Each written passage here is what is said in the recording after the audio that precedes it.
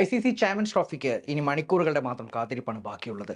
ഫെബ്രുവരി 19 മുതൽ മാർച്ച് 9 വരെയുള്ള ദിവസങ്ങൾ ക്രിക്കറ്റ് ആരാധകരെ സംബന്ധിച്ച് വിരുന്ന് തന്നെയായിരിക്കും.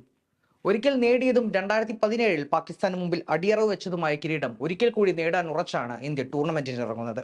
ബുംറ അടക്കമുള്ള സൂപ്പർ താരങ്ങളുടെ അഭാവമുണ്ടെങ്കിലും അതിനെയെല്ലാം ഒരു ടീം എന്ന നിലയിൽ മെൻ ഇൻ ബ്ലൂ മറികടക്കുമെന്ന് തന്നെയാണ് ആരാധകർ ഉറച്ചു വിശ്വസിക്കുന്നത്. 2013 ഇന്ത്യ ഇതിനു മുമ്പ് കിരീടമണിഞ്ഞത്. ഇംഗ്ലണ്ടായിരുന്നു എതിരാളികൾ. T20 ഫോർമാറ്റിലേക്ക് മാറിയ മത്സരത്തിൽ അലസ്റ്റർ കുക്കിനെയും സംഘത്തെയും 5 റൺസിന് പരാജയപ്പെടുത്തി ഇന്ത്യ തങ്ങളുടെ രണ്ടാം കിരീടമണിഞ്ഞു. ചാമ്പ്യൻസ് ട്രോഫി ഇപ്പോൾ അതിന്റെ 9ാം എഡിഷനിൽ എത്തി നിൽക്കുമ്പോൾ ടൂർണമെന്റിന്റെ ചരിത്രത്തിലെ വിജയികളെ നമുക്കൊന്ന് പരിശോധിക്കാം. 1998 ചാമ്പ്യൻസ് ട്രോഫിക്ക് തുടക്കമാകുന്നത്. നോൺ ടെസ്റ്റ് പ്ലേയിങ് നേഷനുകളുടെ വികസനത്തിന് വേണ്ടി ഫണ്ട് റേസിംഗ് എന്ന ലക്ഷ്യവുമായാണ് ICC ഒരു ഷോർട്ട് ക്രിക്കറ്റ് ടൂർണമെന്റ് അവതരിപ്പിച്ചത്.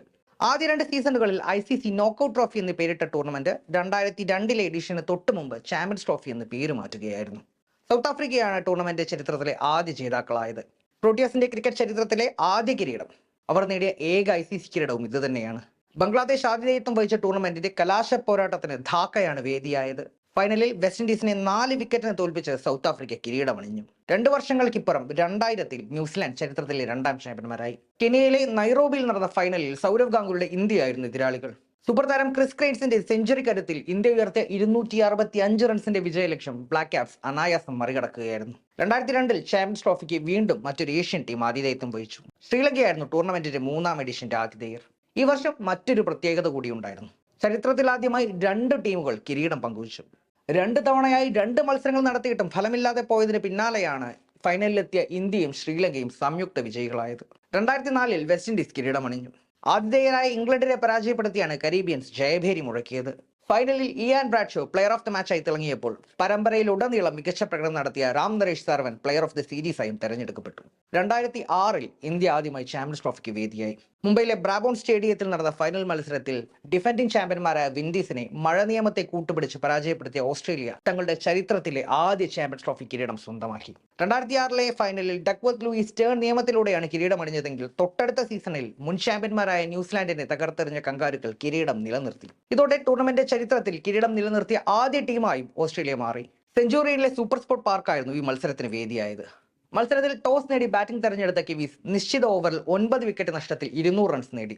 മറുപടി ബാറ്റിംഗിന് ഇറങ്ങിയ ഓസീസ് ഷെയ്ൻ വാട്സണിന്റെ അപരാജിത സെഞ്ചുറി കരുത്തിൽ വിജയം സ്വന്തമാക്കുകയായിരുന്നു.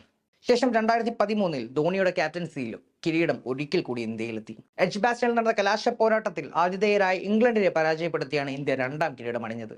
അവസാന പന്ത് വരെ ആവേശം അലതല്ലിയ മത്സരത്തിൽ ആരാധകരുടെ ഹൃദയമിടിപ്പ് പോലും ഒരു നിമിഷം നിലച്ചിരുന്നു.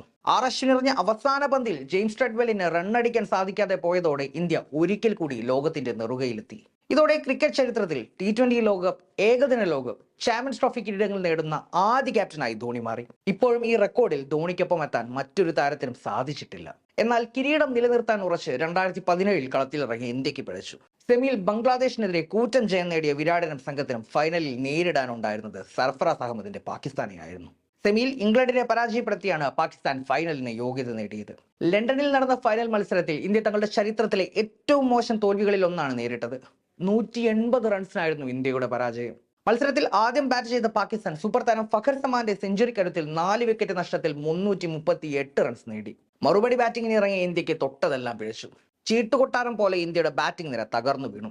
ഹാർദിക് പാണ്ഡ്യയ്ക്ക് മാത്രമാണ് ചെറുത്തു നിൽക്കാനെങ്കിലും സാധിച്ചത്. എന്നാൽ ഈ ചെറുത്തുനിൽപ്പിന് ഇന്ത്യയുടെ തോൽവിയുടെ തോത് കുറയ്ക്കാൻ മാത്രമാണ് സാധിച്ചത്. 8 വർഷങ്ങൾക്ക് ശേഷം ഒരിക്കൽ കൂടി ക്രിക്കറ്റ് ലോകം ചാമ്പ്യൻസ് ട്രോഫിയുടെ ആവേശത്തിലേക്ക് വഴിമാറുകയാണ്. ടൂർണമെന്റിൽ മുൻ ചാമ്പ്യന്മാരായ ശ്രീലങ്കയ്ക്കും വെസ്റ്റ് ഇൻഡീസിനും ഇടം നേടാൻ സാധിക്കാതെ വന്നപ്പോൾ അഫ്ഗാനിസ്ഥാൻ തങ്ങളുടെ കന്നി അംഗത്തിന് ഒരുങ്ങുകയാണ്. 1996 ലോകകപ്പിന് ശേഷം പാകിസ്ഥാൻ മറ്റൊരു ICC ഇവന്റിന് വേദിയാകുമ്പോൾ അന്ന് പാകിസ്ഥാനൊപ്പം ടൂർണമെന്റിന്റെ സഹ ആതിഥേയരായ ഇന്ത്യ ദുബായിലാണ് തങ്ങളുടെ എല്ലാ മത്സരങ്ങളും കളിക്കുന്നത്. ഇത്തവണ എന്തൊക്കെ സംഭവിക്കും? ഇന്ത്യ തങ്ങളുടെ 3ാം കിരീടം സ്വന്തമാക്കുമോ? അതോ ഓസ്ട്രേലിയക്ക് ശേഷം കിരീടം നിലനിർത്തുന്ന ടീമായി പാകിസ്ഥാൻ മാറുമോ? അതുമല്ല, സൂപ്പർ ടീമുകളെ എല്ലാം അട്ടിമറിച്ച് ആദ്യ അവസരത്തിൽ തന്നെ അഫ്ഗാനിസ്ഥാൻ കിരീടം നേടുമോ? ഒന്നും പ്രവചിക്കാൻ സാധിക്കില്ല.